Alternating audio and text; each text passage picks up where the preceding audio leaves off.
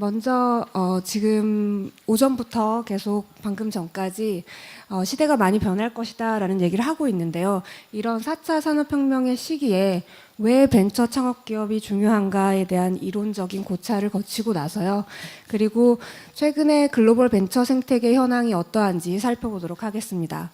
다음으로 글로벌과 비교해서 국내의 벤처 생태계 현황은 어떠한지, 그리고 어떤 어려운 환경에 처해 있는지를 살펴본 다음 그러한 문제를 해결하기 위한 정책적 시사점을 얻어보도록 하겠습니다. 먼저 4차 산업혁명이라는 이런 화두의 시기에 왜 벤처 창업 기업의 중요성이 주목받고 있는지에 대해서 먼저 이론적인 시각을 살펴보도록 하겠는데요. 신기술 초창기 혹은 신산업 초창기에 많은 기업들이 혁신 경쟁을 펼친다라고 하는 이론은 굉장히 많습니다. 네, 뭐 경영학이든 경제학이든 굉장히 많은데요. 그 중에 하나의 이론인 어터백의 3단계 그 산업 진화론을 한번 살펴보면요. 신산업 초기에는 굉장히 많은 기업들이 아직까지 그 산업에서 이것이 대세다라고 하는 기술이 무엇인지 모릅니다. 그런 대세 기술이 나오기 전까지 그 기술과 시장을 선점하기 위해서 무진장한 혁신 경쟁을 펼치게 되는데요. 그때를 이런 혁신기라고 볼 수 있습니다. 초창기 혁신기라고 볼 수 있고, 이런 대세 기술, 즉 지배적 디자인이 출현하는 것을 계기로 하여 그 혁신 경쟁기는 그 이후에 뭐 규모의 경제라던가 아니면 제품의 혁신이 아니라 더 이상 공정의 혁신이라던가 하는 비용 절감의 시기로 이전하게 됩니다. 지금 현재는 4차 산업혁명이라는 화두가 나타나는 지금의 현재는 바로 이 시기라고 할 수 있는데요. 지금 아까 말씀하셨던 것처럼 경계의 파괴가 일어나고, 그리고 새로운 기술들이 매일 아침 새로 발표되는 이런 시기에는 바로 모든 기업들이 이렇게 초기의 산업을 선점하기 위한 그런 혁신 경쟁을 펼치고 있다고 할 수 있습니다. 하지만 그 혁신 기술을 개발하고자 하는 유인은 모든 기업에게 똑같지 않습니다. 무엇보다 그 기존 기업들 같은 경우에는 기존의 시장이나 기존의 기술, 그리고 기존의 소비자에게 의존하고 있기 때문에 새로운 기술이 발견이 되었을 때, 그 기술을 도입했을 때 자기가 지금 가지고 있는 시장을 놓치는 것과, 그리고 이 신기술을 통해서 얻을 수 있는 수익 간의 비교를 할 수밖에 없습니다. 하지만 신생기업 같은 경우에는 기존에 기대고 있는 시장이 없기 때문에 이 신기술의 그 잠재력을 바로 수용하게 됩니다. 그래서 여기서 신생기업이 좀 더 강력한 혁신 개발의 유인을 갖게 되고, 그리고 기존 기업이 지금 현재에서는 기술적으로 우위에 있다 하더라도 기술 발전 속도가 매우 빠르면, 지금이 바로 그런 시기라고 할 수 있는데요. 그런 기술 발전 속도가 매우 빠르면 결국 새로운 혁신에 몰두한 신생기업이 기술적으로도 우위를 점하게 되는 그런 현상을 발견할 수 있습니다.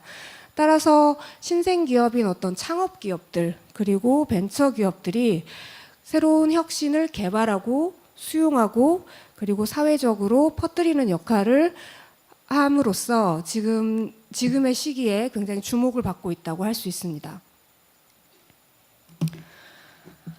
그래서 이론적으로 이렇게 신기술 초창기에는, 신산업 초창기에는 창업기업이 주목을 받을 수 있다라고 말씀을 드렸는데, 바로 이러한 이론의 실증 예시가 지금 글로벌 벤처 마켓에서 펼쳐지고 있습니다. 글로벌 벤처 투자의 추이를 한번 볼 텐데요. 2000년대 초기부터 2010년부터 지금 벤처 캐피탈의 투자는 보시다시피 가파르게 증가를 하고 있습니다. 최근에 굉장히 많이 더 증가를 했는데요. 지금 작년 같은 경우에는 약간 주춤하는 그 감소세로 전환을 하기는 했습니다만, 여전히 전 세계 건수로는 13,000여 건, 그리고 투자액으로는 1270억 달러, 우리나라 돈으로 뭐 140조, 150조에 이르는 그런 금액이 벤처 생태계에 투입이 되고 있습니다. 최근에 투자 경향은 조금 변화가 있는데요. 기존의 SNS나 광고, 이커머스에 대한 투자자들의 관심이 굉장히 높았는데 최근에는 여기보다는 다른 분야로의 개척을 시도하고 있습니다. 그런 개척 분야가 AI, 로봇, 클라우드, 빅데이터, IoT 같은 4차 산업혁명과 관련된 그런 업종으로 투자가 확대되고 있는데요.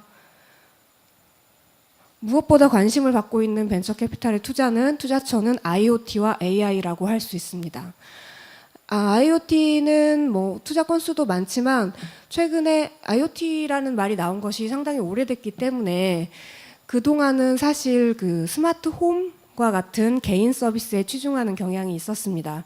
하지만 스마트홈이나 이런 개인 서비스가 생각보다 비즈니스 모델이 축적되지 못하고 그리고 수익성이 잘 나지 않았기 때문에 지금의 IoT에 대한 관심은 그런 개인 서비스보다는 IIoT라고 불리는 인더스트리얼 IoT라고 불리는 산업용 사물 인터넷 쪽으로 관심이 전환되고 있습니다.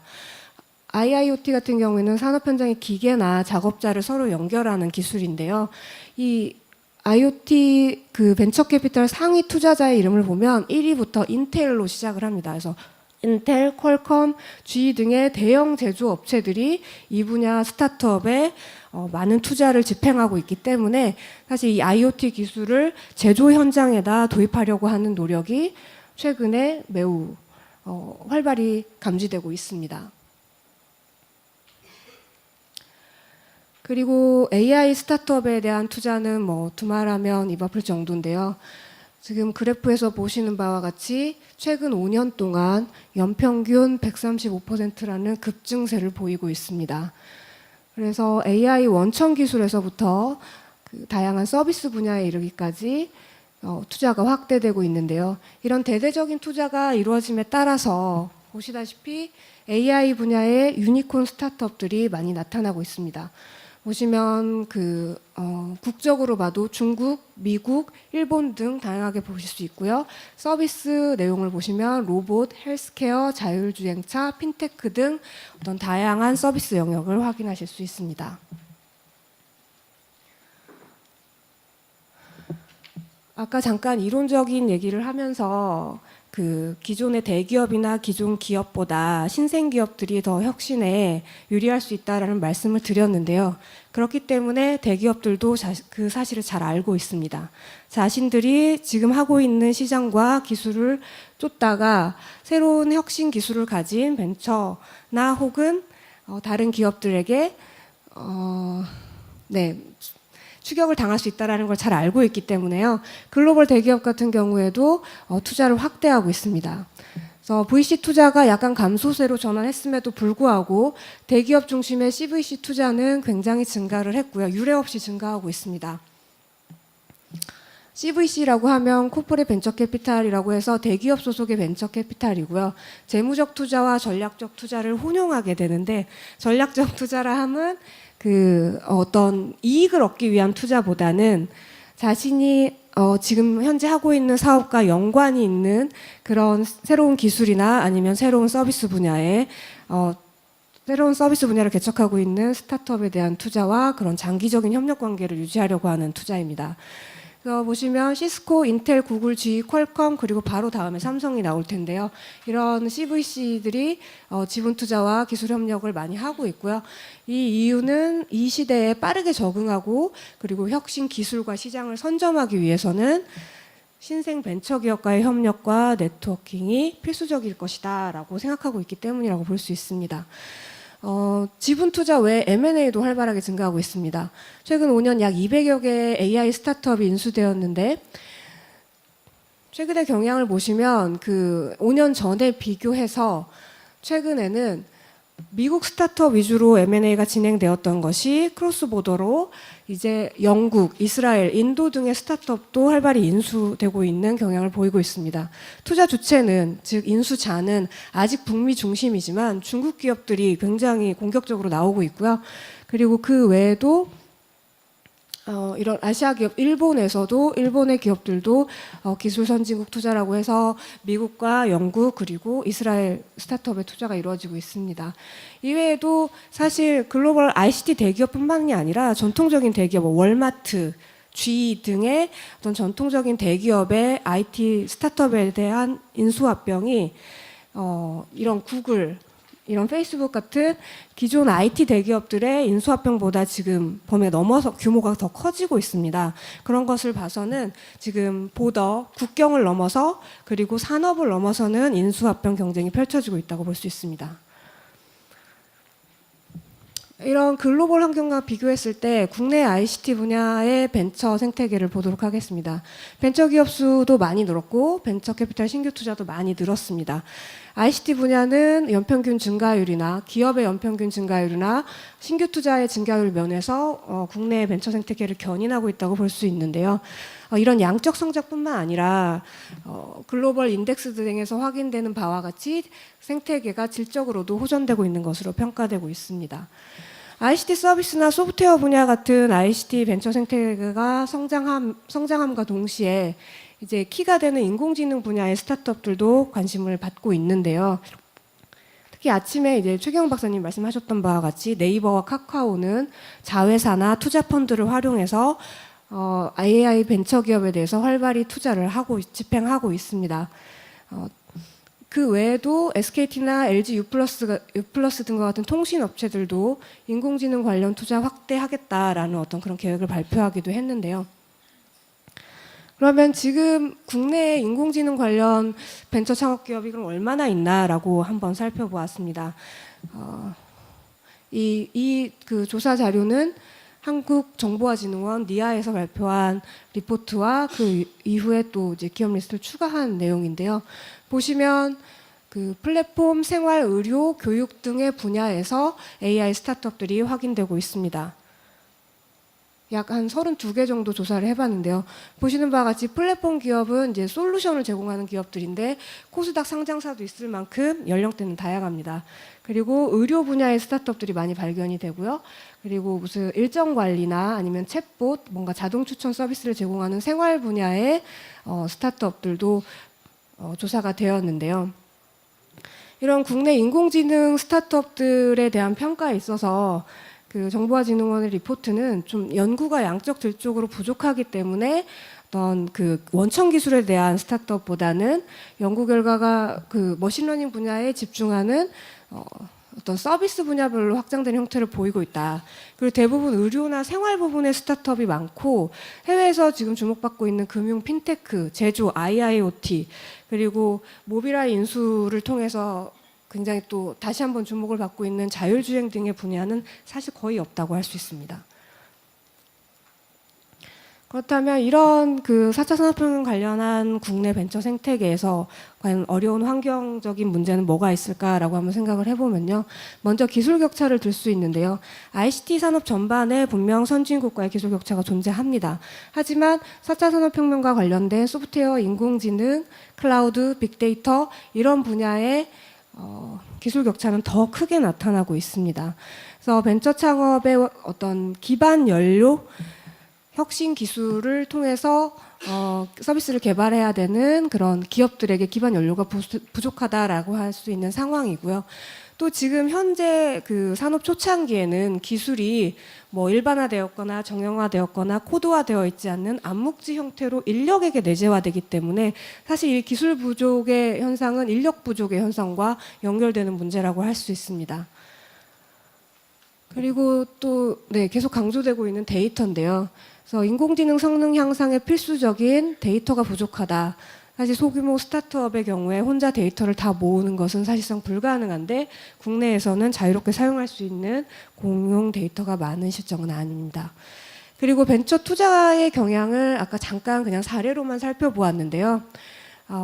잠깐 다시 돌아가 보면 이 부분을 보시면 지금 투자사들의 이름을 보면 현대자동차라던가 아니면 중간에 뭐 SK라던가 이런 대기업의 이름도 보입니다만 대부분 뭐 퓨처플레이 같은 엑셀러레이터, 초기 스타트업에 투자하는 엑셀러레이터라던가 아니면 소프트뱅크 그다음에 DSC 등의 벤처 캐피탈 위주인 것을 확인할 수 있습니다. 그래서 엑셀러레이터와 VC 위주의 시리즈 A 수준의 투자가 주로 이루어지고 있고요. 외국에서와 같이 인수합병 같은 그런 회수 단계에는 아직 진입하지 못하고 있습니다.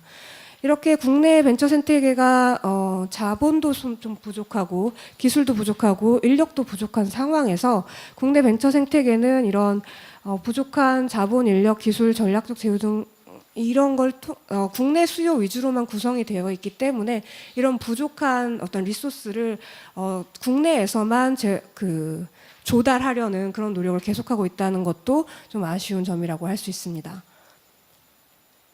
이런 국내 벤처 생태계의 어려운 환경에 대해서 정책적으로 어떤 식으로 접근해야 될까라고 생각을 해보면요. 우선 대규모 데이터 인프라 구축과 공개입니다. 데이터는 대규모일수록 더 많은 가치를 생성하는 수학 체증 효과가 존재하기 때문에요. 그런 스타트업이 개별 구축하는 것보다 정부가 인프라를 제공하고 이 데이터 인프라에 대한 접근성을 확대하는 그런 기조로 가져갈 필요가 있고요. 그리고 국가적으로 데이터 관리 체계를 확립하고 기계가 학습할 수 있는 대규모 데이터 기반을 구축할 필요가 있습니다. 의료, 법률, 금융 등 이미 대규모 데이터가 존재하고 구조화가 쉬운 영역을 선제적으로 접근할 수 있겠고요. 그리고 이를 위한 관련 제도를 개선할 필요가 있습니다. 다음으로 부족한 기술과 그 기술 인력을 보충하기 위해서 대학과 연구소에서 출발하는 기술 창업의 활성화 방안들입니다. 평가 제도를 개선한다거나 하는 그런 기본적인 환경도 있을 거고요. 그리고 대학과 연구소 출신의 창업 기업에 대해서 지금은 없습니다만 벤처 확인 제도를 도입하거나 이들에 대한 장기적인 안목의 투자 제도를 도입하는 방법들이 있을 수 있습니다. 그리고 창업 펀드에도 대학 창업 펀드 등을 도입하고 투자의 전문성을 확보하는 대학 창업 펀드들을 제시할 수 있을 것 같습니다. 마지막으로 벤처 생태계의 글로벌화를 촉진할 필요가 있는데요. 국내에 부족한 자본, 기술, 인력을 글로벌 연계를 통해 공급해야 합니다. 지금 스타트업 비자나 스타트업 규제 프리존, 오픈데이터 도시 같은 시범 사업들을 아마 검토해 볼 수 있을 것 같고요. 현재 아주 엄격히 규제되고 있는 국내 벤처 캐피탈의 해외 투자를 확대할 수 있게끔 제도 개선하는 방안들을 생각할 수 있습니다. 기술과 인력이 아무런 이유 없이 국내에 들어올 수 있는 건 아니거든요. 그래서 지금 우리가 벤처 캐피탈을 확대하고 있기 때문에 벤처 캐피탈의 자금을 레버리지로 이용해서 기술과 인력을 공급하는 그런 아이디어들이 필요한 때인 것 같습니다. 이제 벤처 생태계 현황과 어떤 이에 대한 그 정책적 시사점을 얻어보는 그런 발표였습니다. 감사합니다.